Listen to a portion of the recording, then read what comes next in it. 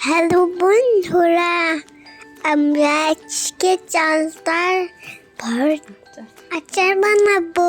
প্রথমে আমরা শুকনো মরিচগুলো দিয়ে দিব। তার 5 ফোড়ন আছে, তারপরে ব্লেন্ড করে নিব। কিন্তু পুরা ভেজে তারপরে ব্লেন্ড করে নিব।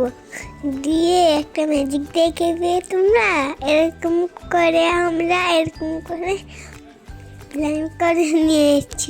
তোমরা ম্যাজিক শিখবে তাহলে আমাদের কাছে শিখো। প্রথমে আমরা চালতাটাকে কেটে নেব।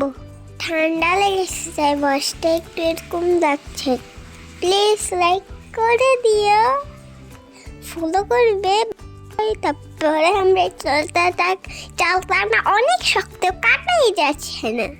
বিচিটাকে বের করে নিও। এখন দেখবে চালতাটা কত শক্ত।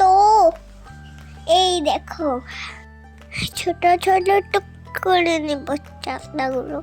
টুকায় সিদ্ধ করে দেব। কিন্তু সিদ্ধ করে এই যে সিদ্ধ বড়াবো। এখন এটাকে সিদ্ধ থেকে নিয়ে আবার সকালবেলায়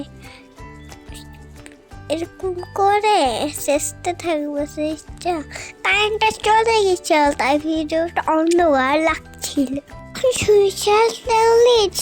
এখন রসুন দেব। রসুন দিয়ে চালতাগুলো দিয়ে দিব। চালতা দিয়ে তারপরে আমরা আরেকটু চালতা দিব। চালতা দিয়ে লবণ দিয়ে দেবো, চিনি দিয়ে দিব। আমরা লবণ দিয়েছিলাম, তোমরা দেখে নিয়ে ভিডিওতে। আর একটা গুঁড়া মরিচ 5 ফোড়ন গুঁড়া দিয়ে দিচ্ছি।